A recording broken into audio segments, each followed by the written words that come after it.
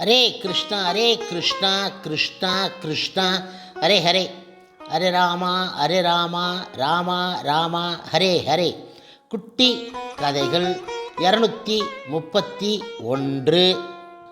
இதில் பக்தன் உருவத்தில் பவனி வந்த பரமனின் கதை காண்போம்.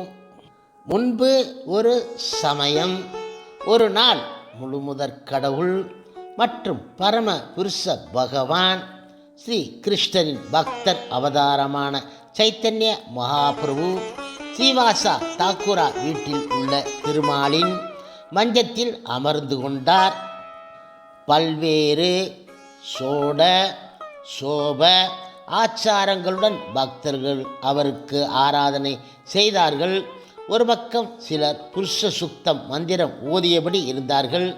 21 மணி நேரம் சைத்தன்ய மகாபிரபு ஜட பிரக்கிரிய பாவம் அல்லது மகா பிரகாச என்ற தெய்வீக நிலையில் இருந்தார். பிறகு பக்தர்களுக்கு தான் பரம புருஷ பகவான் கிருஷ்ணரும் அனைத்து அவதாரங்களின் ஆதியுமான பகவான் கிருஷ்ணரே என பிரகடனம் செய்தார். பக்தர்களின் மனதில் என்னென்ன விருப்பங்கள் இருக்கின்றன எனவும் அவர் மேலும் கூறவே, பக்தர்கள் சைத்தன்ய மகாபிரபு பகவான் கிருஷ்ணரின் அவதாரம் என உறுதியாக நம்பினார்கள். துகி என்ற வேலைக்கார பெண்ணுக்கு சுகி என்று மாற்று பெயர் இட்டார். முராரி குப்தாவை கூப்பிட்டுவிட்டு ராமச்சந்திர மூர்த்தியாக அவருக்கு காட்சியளித்தார். தனது தெய்வீக தன்மையை அவர் கோலவேச்ச சீதரா என்பவருக்கும் காட்டினார். ஒவ்வொரு பக்தராக தனது அறைக்குள் சைத்தன்ய மகாபிரபு அழைத்தார். முகுந்த தத்தர் என்பவரை மட்டும் அழைக்கவில்லை. இவர் சைத்தன்ய மகாபிரபுவின் அறைக்கு வெளியே எப்பொழுதும் அழைப்பு வருமோ என காத்து இருந்தார். மாயாவாதிகள் உடன் சேர்ந்ததால் இவரை சைத்தன்ய மகாபிரபு ஒதுக்கி வைத்து இருந்தார். பக்தர்கள் மத்தியில் பக்தி தொண்டையும் மாயாவாதிகள் இடமிருந்து அருவ பிரம்மத்தையும் பேசியும் கேட்டும் செய்பவரை கண்டு நான் மகிழ்ச்சி அடைய மாட்டேன் என முகுந்த தத்தா பற்றி சைத்தன்ய மகாபிரபு அடித்து கூறினார். இதை செவி வழி அறிந்த முகுந்த தத்தா அளவில்லா மகிழ்ச்சி அடைந்தார். கோடி பிறவிகளுக்கு பிறகாவது சைத்தன்ய மகாபிரபு மனம் இறங்குவார் என்ற நம்பிக்கையுடன் வீட்டிற்கு வெளியில் பக்தி பரவசத்தில் ஆடி பாடினார். மாயாவாதிகளின் சகவாசத்தை ஒழிக்க முகுந்தா சித்தமாக இருக்கிறார் என தெரிந்ததும் அவரிடம் பற்று பிறந்தது. சைத்தன்ய மகாபிரபு அவரை உள்ளே அழைத்தார். பிறகு சைத்தன்ய மகாபிரபு ஹரிதாஸ் தாக்கூராவை தழுவிக்கொண்டு, ஓ, நீங்கள் பிரகலாத மா மன்னரின் அவதாரமே என்றார் அவர். சுகரா என ஒரு நாள் சைத்தன்ய மகாபிரபு கூறிக்கொண்டே இருந்தார். இஃது வராக அவதாரத்தின் குரல். வராக மூர்த்தியாக மாறிய சைத்தன்ய மகாபிரபு முராரி குப்தாவின் தோளின் மீது ஏறி அமர்ந்து கொண்டார். பூமியை நினைவுபடுத்தும் வகையில் அவர் கையில் நீர் கலசத்தை ஏந்தியபடி குப்தாவின் வீட்டு முற்றத்தில் நடனம் ஆடினார். ஒரு தடவை ஆனந்த களிப்பில் நடனம் ஆடிக்கொண்டு இருந்தார் சைத்தன்ய மகாபிரபு. அந்த சமயத்தில் சுக்லாம்பர பிரம்மச்சாரி அரிசி பையுடன் அவரிடம் வந்தார்.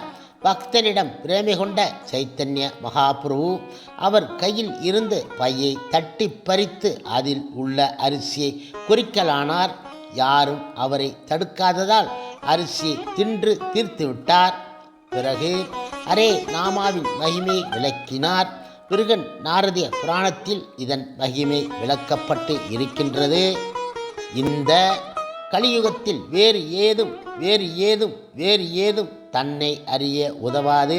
ஹரிநாம ஸ்மரணம் மட்டுமே நற்கதி அளிக்கும். இந்த கலியுகத்தில் பகவான் கிருஷ்ணரின் அவதாரமே புனித திருநாமம். இதனை உச்சரிப்பதன் வாயிலாக ஒருவன் பரம புருஷ பகவான் கிருஷ்ணருடன் தொடர்பு கொள்கின்றான். பிறகு நற்கதி அடைகின்றான். இந்த பாடலில் ஏவ நிச்சயமாக என்ற சொல் 3 தடவை அழுத்தம் திருத்தமாக கூறப்படுகின்றது. அரே நாம என சொற்களும் இப்படித்தான் 3 முறை உச்சரிக்கப்படுகின்றன.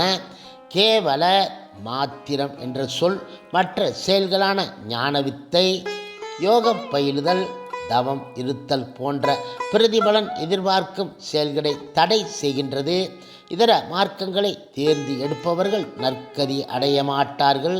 எனவேதான் நாஸ்தி ஏவ, வேறு வழி கிடையாது என்ற வார்த்தைகள் 3 முறை அழுத்தமாக கூறப்படுகின்றன. கடவுளின் பெயரை கூறுவதற்கு ஒருவன் தரையில் முளைத்திருக்கும் புல்லை விட தாழ்ந்தவனாக தன்னை கருத வேண்டும். விருப்பத்தையோ பேர் புகழையோ எதிர்பார்க்க கூடாது. மற்றவர்களுக்கு பணிவான வணக்கங்களை செலுத்த சித்தமாக இருக்க வேண்டும். பகவான் கிருஷ்ணரின் புனித திருநாமத்தை உச்சரிக்கும் பக்தன் மரத்தை விட பொறுமைசாலியாக இருக்க வேண்டும்.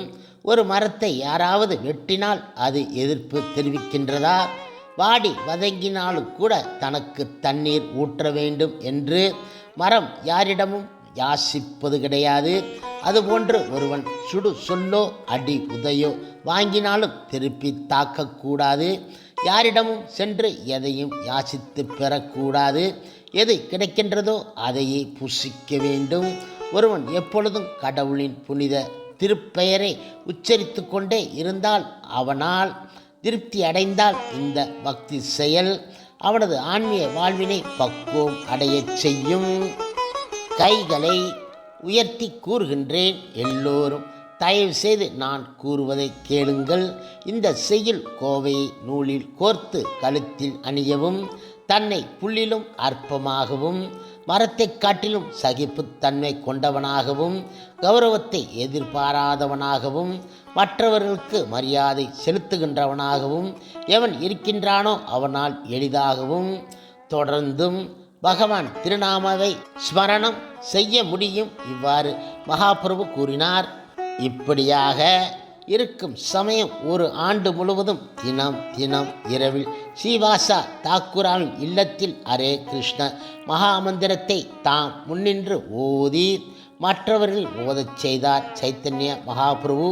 இந்த பரவசமான உச்சாடனமும் நடனமும் ஊடிய கதவின் பின்னால் நடத்தப்பட்டன. பரிகாசம் செய்பவர்களையும் நாத்திகர்களையும் உள்ளே நுழைய விடாதபடி இந்த ஏற்பாடு. இதனால் அவர்கள் பொறாமை தீயில் கருகி சாம்பலானார்கள். எப்படியாவது திருப்பி தாக்க வேண்டும் என்ற எண்ணத்தில் நாத்திகர்கள் ஸ்ரீவாசா தாக்குராவின் இல்லத்தில் அதிரடி பிரவேசம் செய்ய திட்டமிட்டார்கள். இப்பொழுது கோபாலா சாபாலா என்ற நாத்தியவாதி முரட்டு சுவாப ஆசாமி. இவரது பேச்சும் நடத்தையும் தரங்கெட்டவை. ஒரு நாள் இவர் ஸ்ரீவாசா தாக்குராவின் வாசலில் துர்கா பூஜைக்கான தீப ஆராதனை பொருட்களை கொண்டு வந்து வைத்து விட்டார். ஸ்ரீவாசா தாக்குரா சக்தி வழிபாட்டுக்காரர் என்றும் வைஷ்ணவனாக பகல் வேஷம் போடுகின்றார் என்றும் அவர் மீது களங்கம் கற்பிக்க கோபாலா முயற்சி செய்தார். சிகப்பு பூ, குங்குமம் கலந்த சந்தன குழம்பு, ஒரு பானை மது முதலியவற்றை பிராமண பண்டிதன் வீட்டு வாசலில் வைத்து விட்டார்.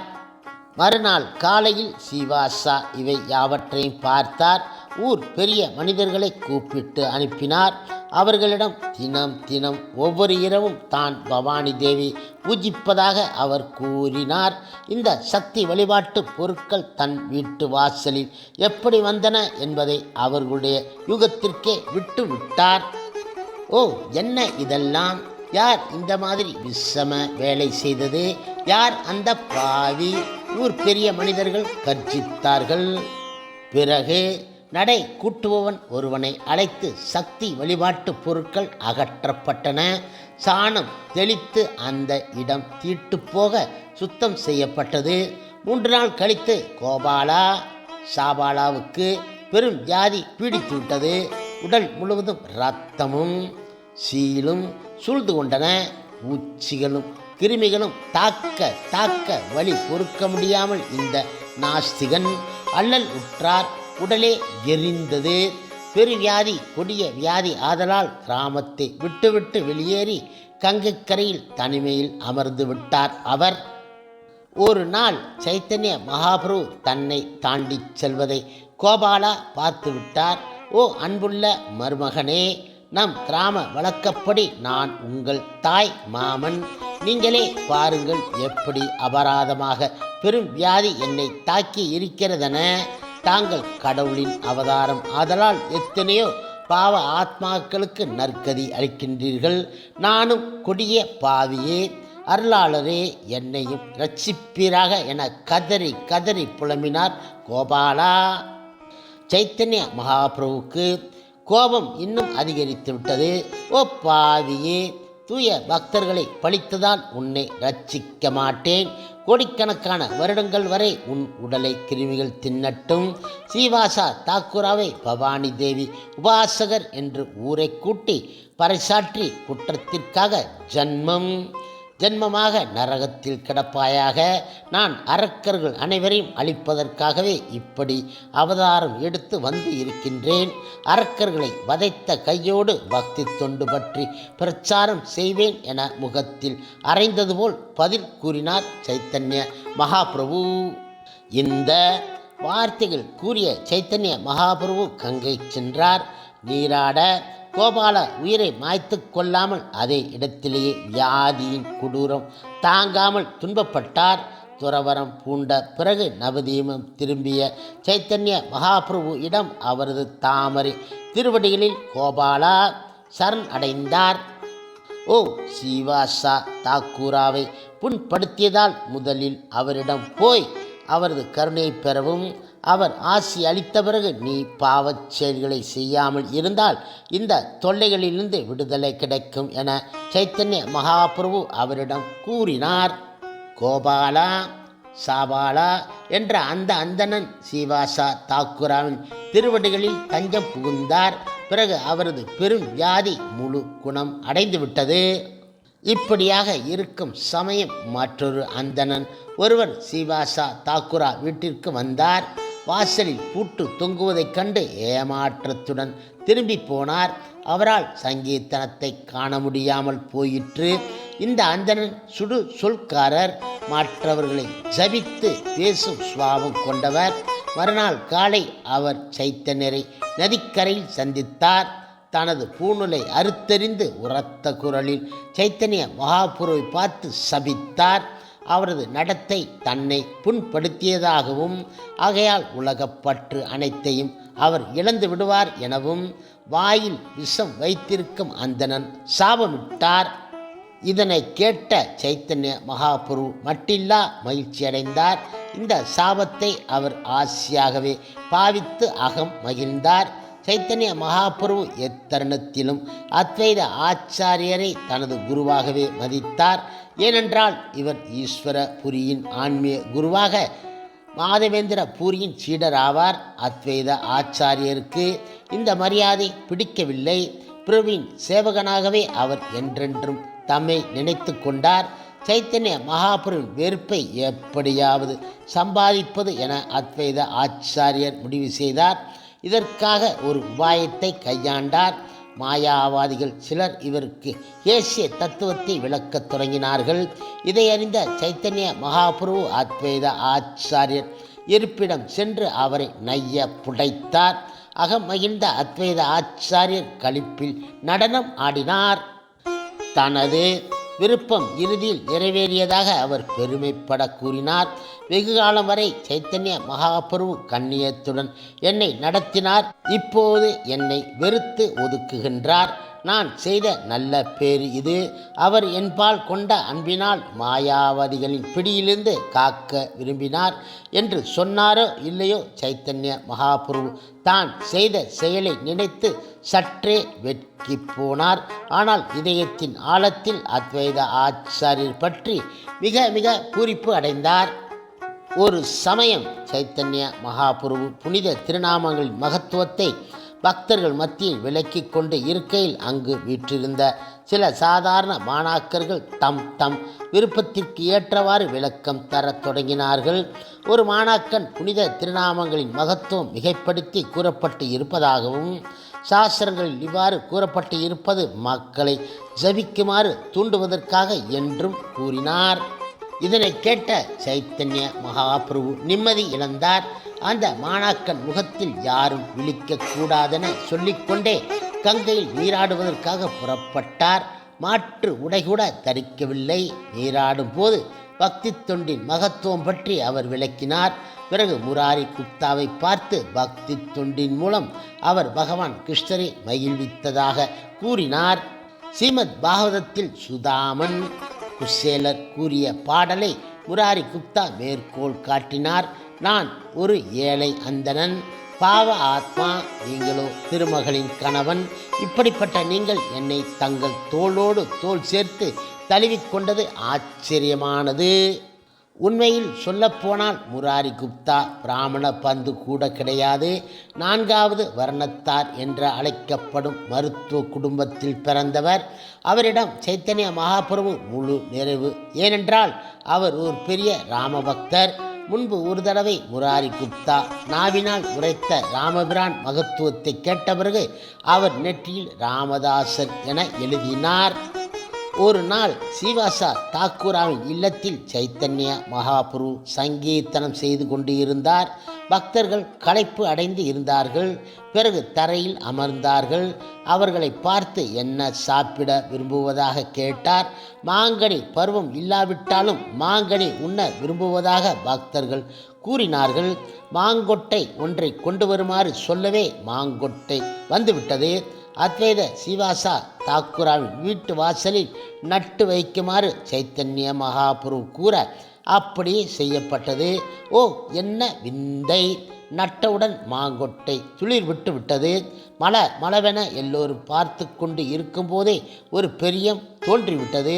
அதில்தான் எண்ணெய் கனிகள் சிகப்பு மஞ்சள் நிறத்தில் மரக்கிளைகளில் தொங்கும் மாங்கனிகளின் தோலோ கொட்டையோ கிடையாது.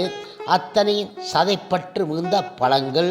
ஒரு மாங்கனி தின்றால் போதும் வயிறு நிரம்பிவிடும். 200 மாங்கனிகளை சைத்தன்யர் பறித்தார். பிறகு எல்லாவற்றையும் கழுவி பகவான் கிருஷ்ணருக்கு நிவேதனம் செய்தார். பிறகு பிரசாதமாக தான் ஒன்றை எடுத்துக்கொண்டு மீதி கனிகளை பக்தர்களுக்கு விநியோகித்தார். கனி என்றால் தேவாம் அர்த்தமான கனி. இந்த அதிசய மாமரம் வருடம் முழுவதும் கனிவிடும். தினந்தோறும் சங்கீர்த்தனம் முடிந்த பிறகு மாம்பழம் தின்னும் வைபவம் நடைபெறும். ஒரு நாள் மாலை கிராமத்தில் இருந்து சிறிது தூரம் சைத்தன்ய மகாபிரபு சங்கீர்த்தனம் பாடிக்கொண்டு இருந்தார். திடீரென கார் மேகங்கள் சூழ்ந்து கொள்ள வானம் கருத்து விட்டது.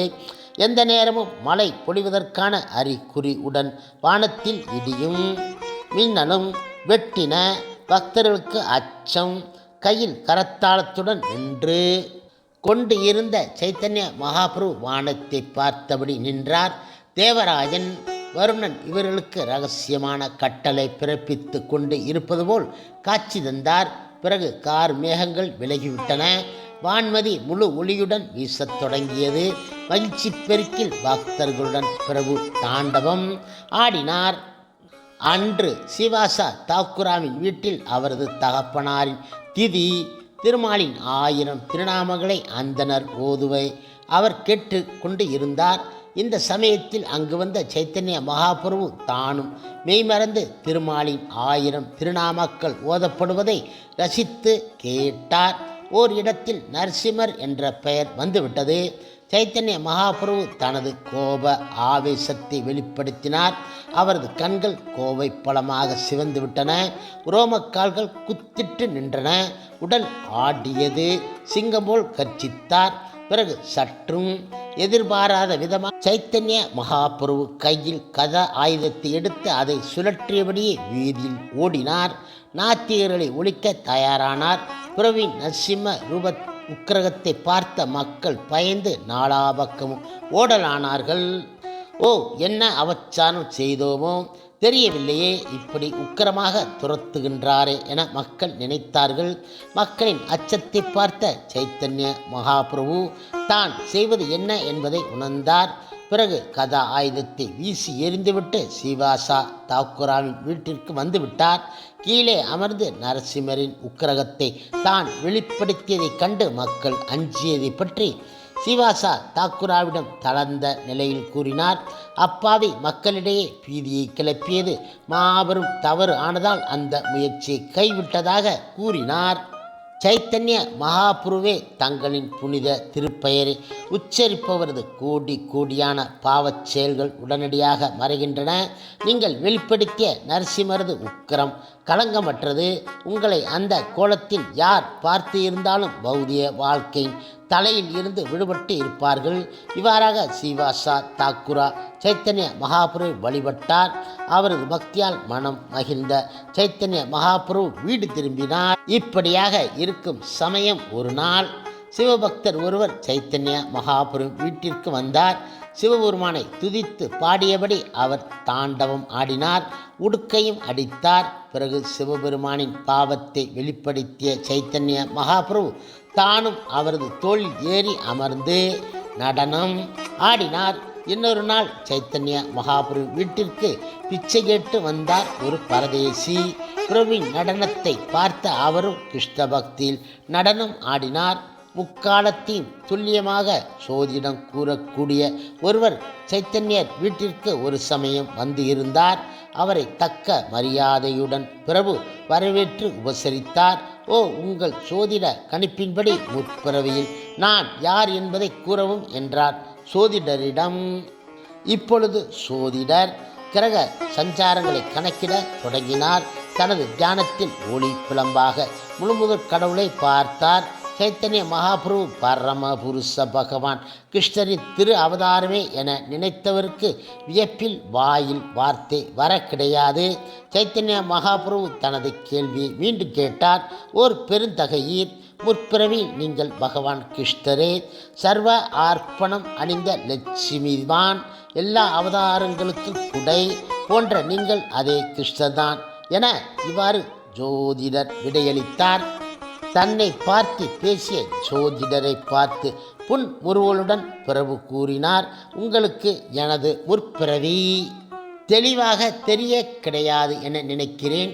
எனக்கு தெரிந்தவரையில் முற்பிறவியில் நான் இடையர் குலச் சிறுவன். ஆவினங்களை மேய்த்து பராமரித்த எனது நற்செயலால் அந்தணன் மகனாக பிறந்து இருக்கிறேன். இந்த பிறவியில் தான் தியானத்தில் பார்த்த உருவமும் பிறவி உருவமும் ஒன்றே என ஜோதிடர் கூறினார்.